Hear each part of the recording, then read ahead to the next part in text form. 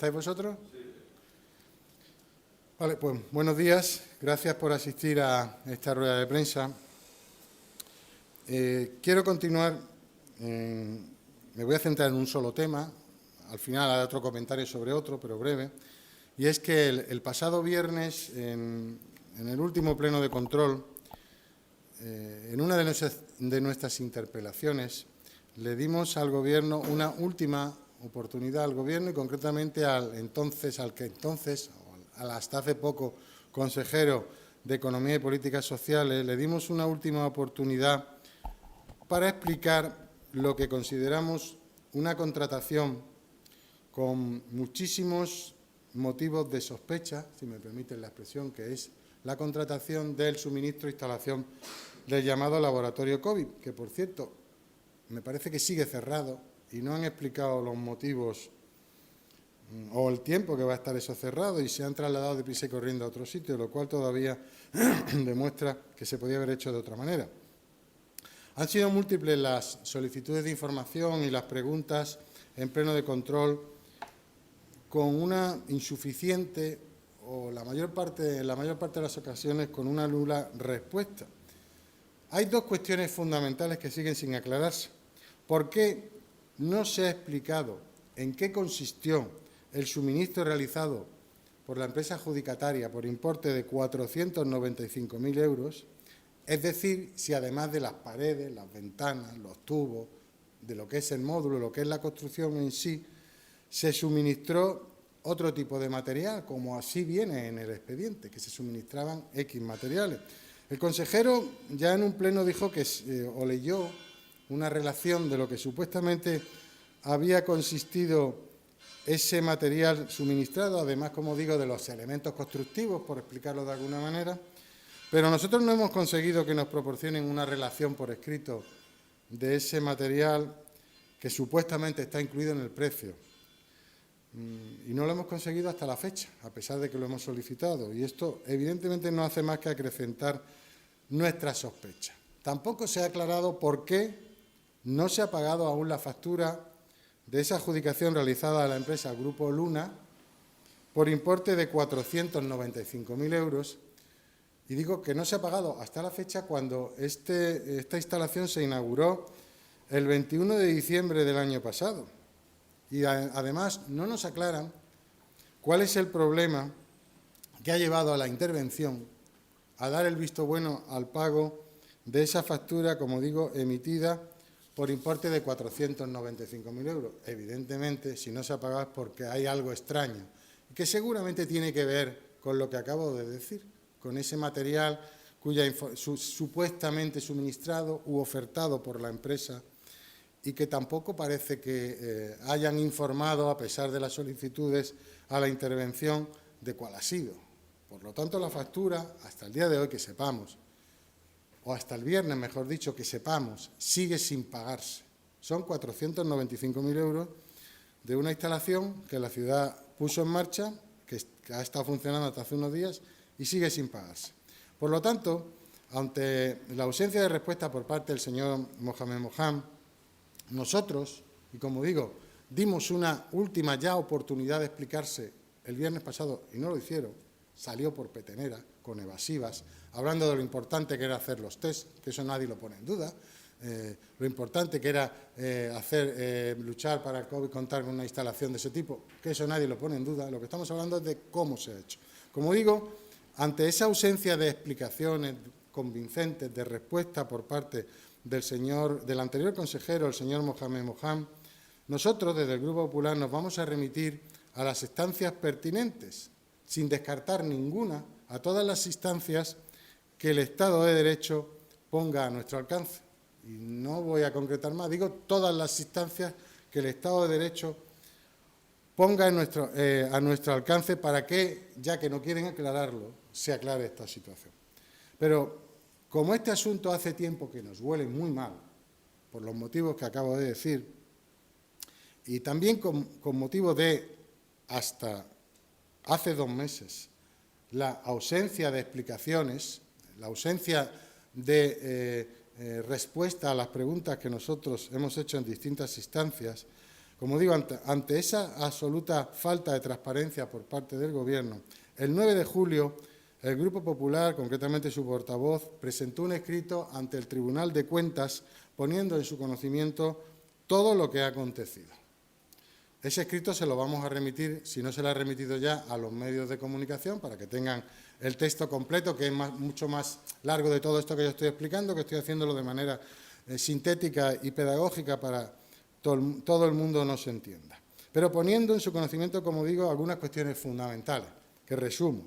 Nuestras sospechas de presunta connivencia entre la empresa y los consejeros que han intervenido, que son el señor Mohamed Mohan y la señora Dunia Al-Mansuri, como responsable de contratación, para establecer el precio de 495.000 euros. Sospechas de connivencia que se vienen acrecentadas porque, como se dice en ese escrito que los medios recibirán, la empresa adjudicataria, a la que supuestamente adjudicaron después el suministro, presentó el 20 de octubre una oferta, mientras la emergencia se firmó el 4 de noviembre. Previamente, unos días antes, la empresa adjudicataria, concretamente, vuelvo a repetirlo, Grupo Luna, pero no estoy hablando de la empresa, estoy hablando, lo que pasa lo digo como mera descripción, Grupo Luna había firmado un acuerdo de exclusividad con el fabricante del módulo que se suministró unos cuantos días antes, ¿no? Todo eso lo ponemos en conocimiento del Tribunal de Cuentas porque, como digo, nos parece sospechoso de la existencia o nos hace sospechar de la existencia de una presunta connivencia entre empresa y consejeros.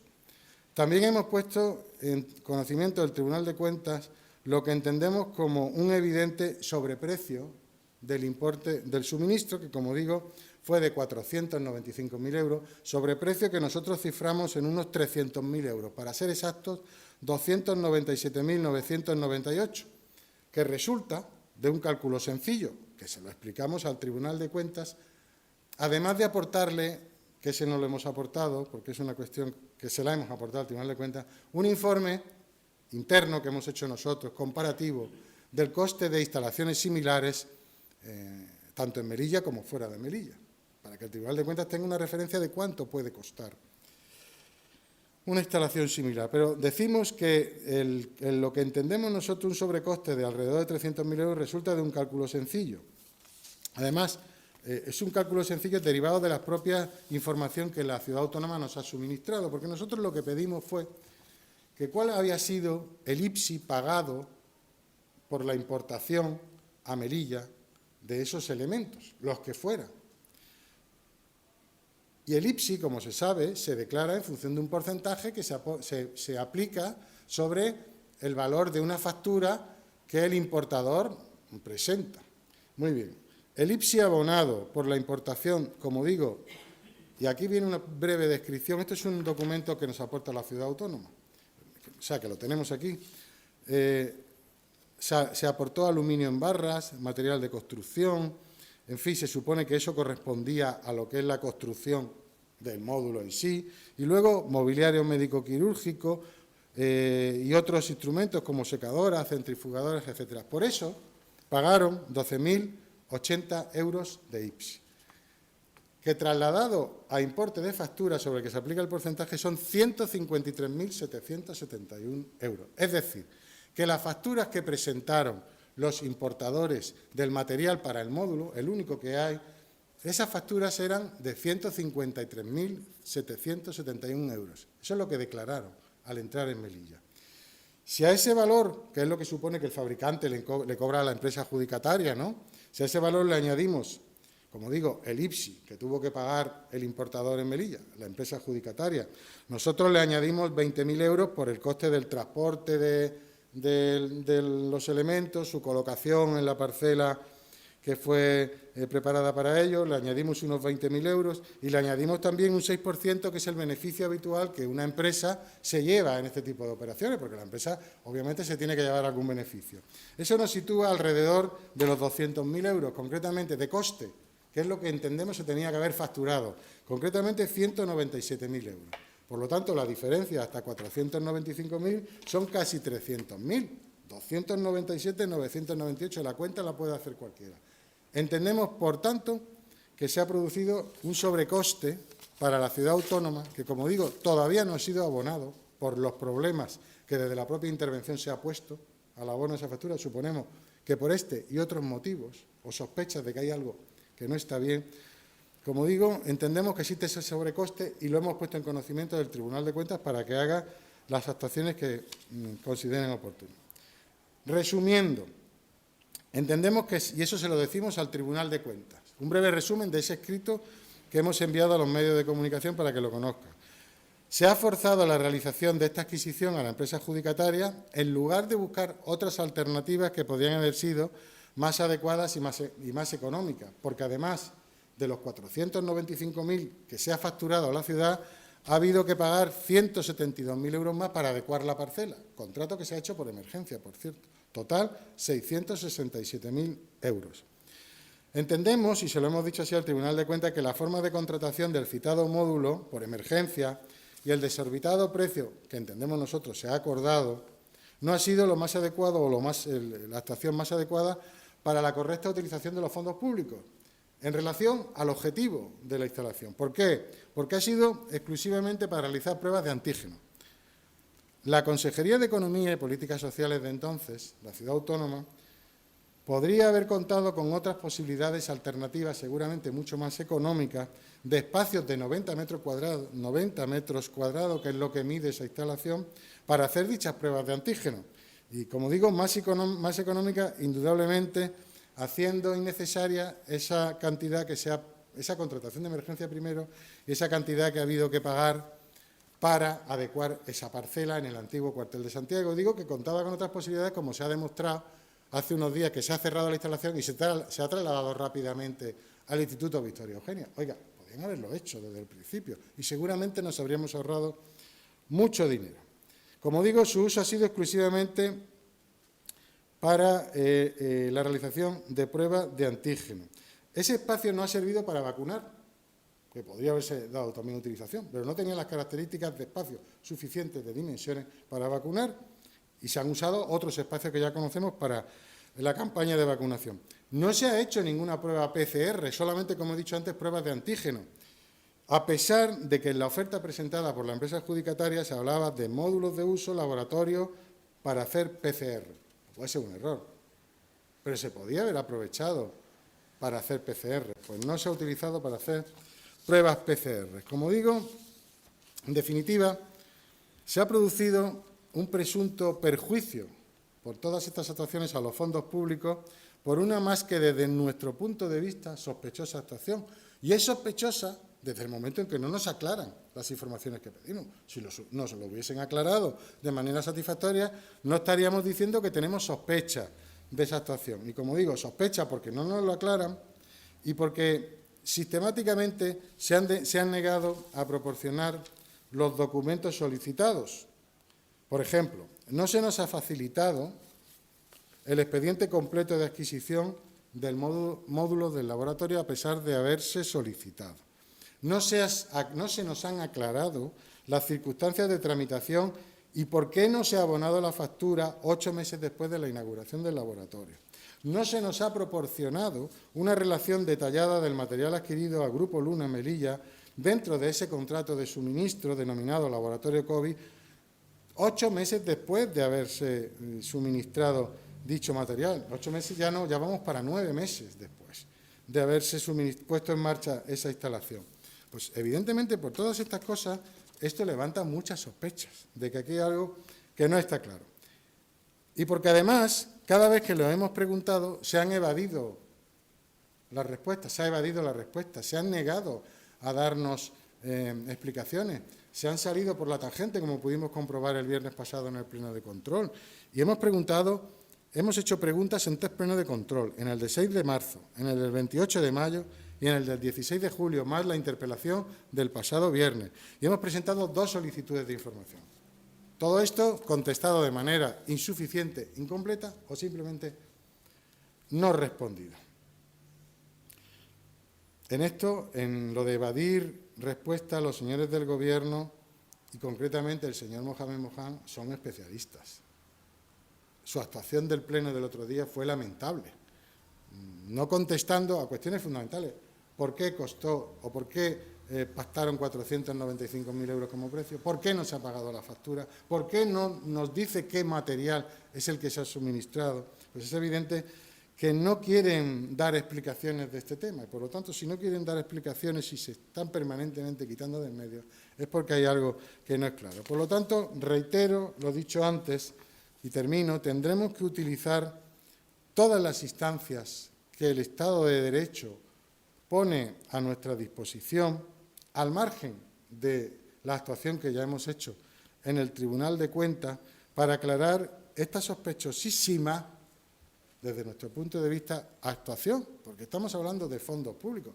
Nos parece bien que se instale un laboratorio, nos parece bien que, además lo pedimos nosotros, que se hicieran pruebas, chequeos a través de los instrumentos que había en cada momento, PCR, test de antígeno que fue posterior. Nosotros pedíamos que se hicieran, como el propio consejero dijo, pero eso no tiene nada que ver con que las cosas se hagan de manera absolutamente sospechosa, sin dar las explicaciones pertinentes y desde nuestro punto de vista de manera irregular, que es lo que hemos denunciado en el Tribunal de Cuentas. Están a tiempo, que me contesten y que salgan, que todo esto que he dicho son figuraciones nuestras, que todo está clarísimo, que los 495.000 euros están justificados, que nos digan en qué. Yo he mostrado las declaraciones de materiales importados para el laboratorio y, como digo, no suman más de 153.000 euros de coste, y que nos digan en qué nos estamos equivocando nosotros, que se lo expliquen a la población, se lo expliquen al Tribunal de Cuentas primero, que ya nos consta que ya ha remitido una comunicación, y que se lo expliquen a los ciudadanos de Melilla, que salgan y digan, el PP no tiene ni idea, como hacen siempre, no para decir chorradas, como continuamente dice el señor Mojatar muchas veces, cada vez que decimos algo, de lo que sea. Se han equivocado, que nos lo digan. Si lo que queremos es que nos lo expliquen, pero si es que por más que lo intentamos no nos lo explican, y por lo tanto no tenemos más remedio que acudir, como digo, a las vías que el Estado de Derecho pone a nuestra disposición. Y aquí me quedo en este tema. Hago una breve declaración, digo por no cortar y seguir, sobre lo que se aprobó ayer en la Comisión de Presidencia, concretamente el calendario laboral, 5 minutos, para el calendario laboral para el año 22, y después ya me someto a las preguntas. Bien, ayer se aprobó, con los votos del Gobierno, la Comisión de Presidencia, el calendario laboral para el año 2022. Digo con los votos del Gobierno porque el Partido Popular se abstuvo. Quiero brevemente recordar que en el año 2019, cuando nos propusieron el calendario escolar para el calendario escolar, laboral, digo escolar porque voy a hablar del calendario escolar también, el calendario laboral para el año, cuando en el año 2019 nos propusieron el calendario laboral para el año 2020, nosotros votamos en contra, porque al querer meter con calzador una festividad nueva como era el 13 de marzo, tuvieron que utilizar uno de esos lunes que son festivos por traslado de una festividad nacional que cae en domingo. Y como lo hicieron tarde, provocaron una distorsión para el año 2020 con el calendario escolar, que ya se había fijado. Por lo tanto, el 13 de marzo, que ellos fijaron, que cayó en viernes y que recuerdo que no se pudo hacer nada porque al día siguiente se declaró el estado de alarma por la pandemia, el 13 de marzo en el calendario escolar aparecía como lectivo, que luego tampoco, por los mismos motivos, pero aparecía como lectivo porque se había fijado como día lectivo en el calendario escolar, pero era festivo. Es decir, había una discordancia entre el calendario laboral y el calendario escolar. Y lo advertimos, lo dijimos y por eso votamos en contra. El año pasado, cuando llevaron el calendario de este año, 2021, que fijaron también la festividad del 13 de marzo, nosotros votamos a favor porque esa discordancia ya no se produjo. Pero este año vuelven a reincidir en el error del primero y vuelven a plantear, para introducir la festividad del Eid el-Fitri, utilizar de la Pascua Chica, del final del Ramadán, vuelven a plantear la utilización de un lunes festivo porque hay un festivo nacional que cae en domingo, lo cual eso no plantea ningún problema, el utilizar ese lunes festivo, lo hemos hecho nosotros muchas veces en el gobierno anterior, ¿no? Y fijan, en lugar de utilizar ese lunes festivo, la ley te permite que lo puedas cambiar a otra fecha para una festividad de la comunidad. Y lo utilizan para fijar la fecha del Eid el-Fitr, de la Pascua Chica, del fin del Ramadán, que lo ponen el día 3 de mayo, que parece que es la fecha en la que va a caer. Por lo tanto, se vuelve a producir el mismo problema porque el calendario escolar tiene fijado como festivo el día 2. Es decir, los padres de todos los alumnos de Melilla se van a encontrar con que el día 2 es un día no lectivo, es decir, que los niños no van a tener clase, pero sin embargo es laboral, con los problemas que eso plantea, además de los planes que seguramente alguien habrá hecho ya utilizando esa festividad, pues muchas veces para viajar, que seguramente algunos ya habrán sacado hasta los billetes, con lo cual imaginaos el problema. Y la festividad pasa al día 3, que va a ser festivo laboral, pero teóricamente es lectivo desde el punto de vista académico. Vuelven a provocar el mismo problema. Nosotros se lo planteamos al principio de la comisión y le dijimos que, en fin, que dado que son reincidentes en el error, nosotros no íbamos a apoyar ese calendario. Y de hecho planteamos la abstención. Incluso planteamos la posibilidad de que se quedara sobre la mesa el tema para intentar buscar una solución con el Ministerio de Educación y antes del jueves, que es el último día, antes del miércoles, plantear una solución para que no hubiese esa discordancia. Ellos también, CPM lo planteó, vamos a ver si se puede arreglar, en fin. Suspendieron la comisión, nos plantearon la suspensión de la comisión para 2 horas más tarde para intentar buscar una solución. Después de tenernos esperando 20 minutos a partir de la hora en la que nos dijeron que se reanudaba la comisión, 1:30 de la tarde, llegaron a las 2 menos 10, la señora Gloria Rojas, que se tenía que ir corriendo, dijo que se quedaba todo como estaba y que volvían a la propuesta inicial, que era que se sustituía el festivo lunes 2 de mayo del año que viene por el festivo martes 3 de mayo para el Eid el-Fitr, con lo cual se sigue manteniendo esa discordancia entre el calendario escolar y el calendario laboral. Y por eso nosotros pues, nos abstuvimos en la votación y fue aprobado con los votos a favor, como digo, de los 5 miembros del Gobierno allí asistentes. Es una falta de coordinación entre el Gobierno de la ciudad y el Ministerio de Educación total, pero es que además son reincidentes. Les ha vuelto a ocurrir. Tendrían que haber hablado con el Ministerio de Educación, que este año, por cierto, el calendario escolar lo publicó bastante tarde, es decir, que había margen de tiempo, porque todo el mundo sabe que el calendario laboral tiene que aprobarse antes del día 30 de septiembre. Por lo tanto, ha habido una falta de comunicación. Decía la señora Rojas que no, pues ya me dirás cómo se llama eso. Una falta de coordinación, sobre todo cuando encima, y esto ya es que produce hasta risa, la señora Rojas y el señor director provincial del Ministerio son del mismo partido. Le pregunté si es que no se hablaban entre ellos. Me dijo que no, que hablaban de manera constante, como utiliza ella, constantemente. Pues no dan fruto esas conversaciones. Y se produce este disparate que yo creo que hasta a los propios miembros del Gobierno le provocaba sonrojo, sobre todo porque no es la primera vez.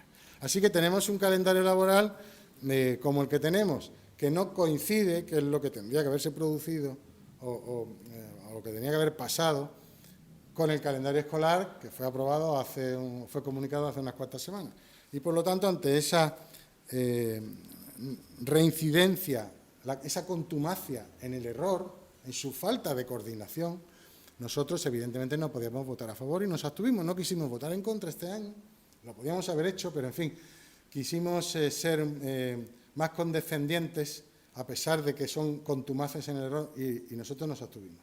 Y eso fue lo que pasó ayer en la Comisión de Presidencia. Y aquí me quedo. Uy. Bueno, aquí tengo una pregunta. Dice, ¿han recibido, si el Grupo Popular ha recibido alguna respuesta del Tribunal de Cuentas? Y si este órgano ha iniciado alguna investigación. Bueno, nosotros actuamos ante el Tribunal de Cuentas, podemos actuar de dos maneras, como meros denunciantes o como parte implicada, que es como si fuera un procedimiento judicial, es decir, hay que personarse, no me conozco los pormenores, pero creo que con procurador, con abogado, etc. Nosotros hemos ejercido nuestra posibilidad de meros denunciantes ante el Tribunal de Cuentas de algo que entendemos irregular desde el punto de vista de los fondos públicos. No estamos hablando de cuestiones penales, estamos hablando del menoscabo que se produce, del perjuicio que desde nuestro punto de vista, aunque no se ha pagado, se ha producido a los fondos públicos, porque eso habrá que pagar algo o habrá que hacer algún procedimiento, porque el suministro está realizado, a ver por la cantidad que se paga. Desde luego, vuelvo a reiterar que nos parece que 495.000 euros Es una barbaridad con un sobreprecio evidente por los motivos que he dicho. Sabemos que el Tribunal de Cuentas se lo ha comunicado a la ciudad autónoma, que se ha recibido esa denuncia, porque nos lo han comunicado ellos a nosotros, ¿no? Y que se ha trasladado esto, tan como se suele hacer habitualmente en este tipo de procedimientos, a la Fiscalía del propio tribunal y a la propia ciudad autónoma para que manifiesten su opinión sobre si consideran adecuado abrir algún tipo de diligencia, procedimiento de investigación para determinar si se ha producido una irregularidad que tenga que ver con las competencias del Tribunal de Cuentas, es decir, sobre si el procedimiento de contratación realizado es correcto, sobre si el precio es correcto y sobre si ha habido un menoscabo a los fondos públicos que evidentemente podrán decir que como no se ha pagado todavía, pero es que ya el mero hecho de que se haya impagado demuestra que hay algo irregular, ¿no? El mero hecho de que no se haya pagado. Por lo tanto, nosotros hemos ejercido nuestra labor, que es poner en conocimiento del Tribunal de Cuentas algo que seguramente cuando hubiese tocado lo habría investigado, porque es llamativo, pero algo que entendemos que no puede pasar por alto, sobre todo porque no nos han dado explicaciones. Y nosotros, pues es evidente que quedamos a la espera de lo que resuelva el Tribunal de Cuentas. Otra cosa que el Tribunal de Cuentas puede hacer es trasladarlo al ámbito judicial, al ámbito penal, si considera que en esa actuación, además de, como digo, de esas irregularidades que nosotros entendemos que se han cometido, se ha podido cometer algún delito. Nosotros no hemos acudido a las instancias judiciales, pero vuelvo a repetir que nosotros en este momento ya no renunciamos a ninguna de las instancias que el Estado de Derecho pone a nuestra disposición, a ninguna. La pregunta que viene ahora creo que ya la ha respondido. Dice, ¿entre esta instancia la que podría acudir el PP a los jueces? Digo que ninguna. Todas las posibles, hay múltiples instancias, ¿no? Denuncian la Fiscalía, los jueces, etcétera, etcétera. No renunciamos a ninguna de esas instancias. De momento no lo hemos hecho, pero no descartamos que lo podamos hacer y ya, si lo hacemos, ya informaremos a los medios de comunicación, a la opinión pública, obviamente.